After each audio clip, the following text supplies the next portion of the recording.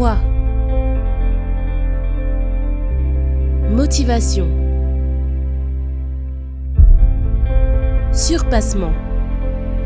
Fortifiez votre intérieur avec le moment de foi. Du temps d'Hérode, roi de Judée, il y avait un sacrificateur.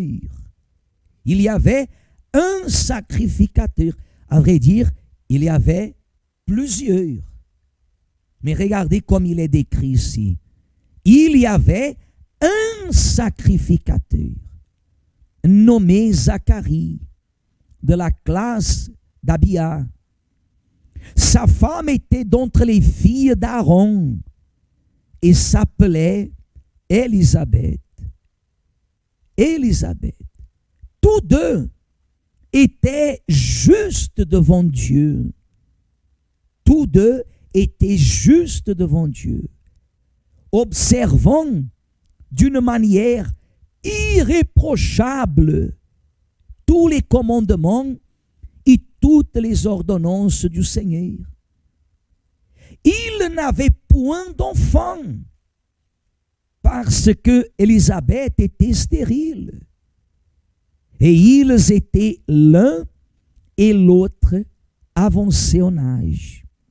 Or, pendant qu'il s'acquittait de ses fonctions devant Dieu, selon le tour de sa classe, il fut appelé par le sort, d'après la règle du sacerdoce, à entrer dans le temple du Seigneur pour offrir le parfum. Et toute la multitude du peuple était dehors en prière à l'heure du parfum. Alors, dit la Bible, verset 11, alors un ange du Seigneur apparut à Zacharie et se tint debout à droite de l'autel des parfums. Regardez ici, Église. Ne continuez pas, regardez ici. Zacharie et Élisabeth, lui, un sacrificateur, que la Bible décrit d'une façon bien explicite, que toute leur vie, ils ont eu un comportement irréprochable. À votre avis, qu'est-ce que veut dire? Tous deux étaient justes devant Dieu. Juste. Tous deux étaient justes.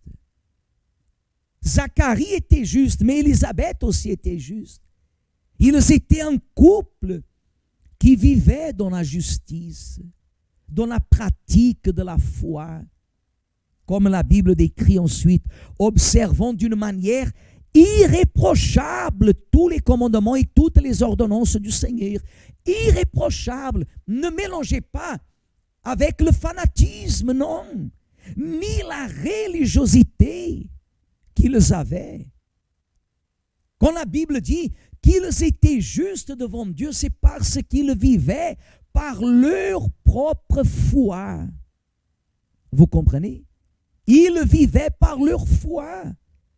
Ce n'était pas une imposition, une obligation. Ils étaient irréprochables.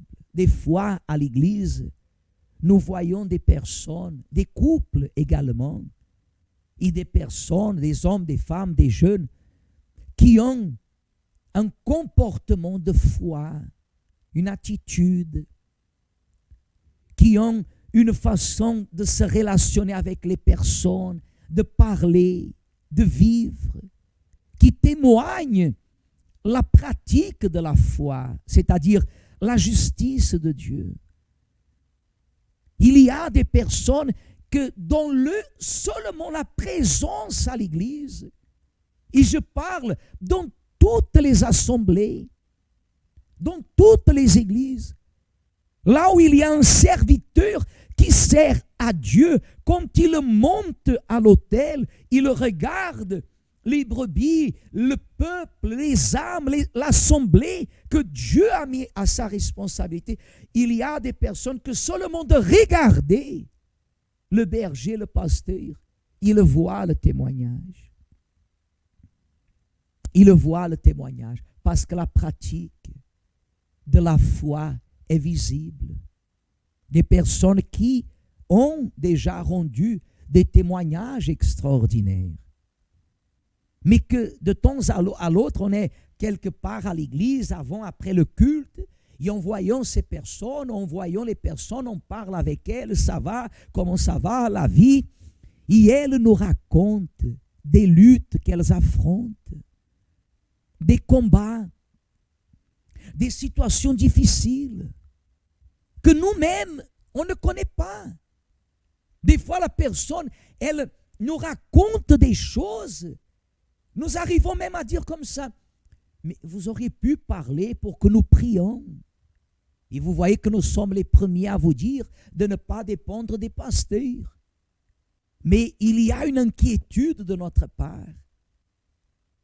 Mais nous voyons que ces personnes, malgré les luttes, malgré les circonstances, les afflictions, les tribulations, les moments difficiles, des fois, des situations qu'on ne peut pas ni même s'imaginer, elles restent irréprochables. Irréprochables. Des fois, la personne est en train d'affronter une lutte et elle vient et elle dit, pasteur, le mal essaie de toucher ma vie, mais ma fidélité, il ne va pas toucher. La personne, elle est irréprochable. Elle ne laisse pas de venir à l'église. Elle ne laisse pas de faire sa part. Elle ne laisse pas de parler de Jésus. Elle ne laisse pas de parler de la parole de Dieu.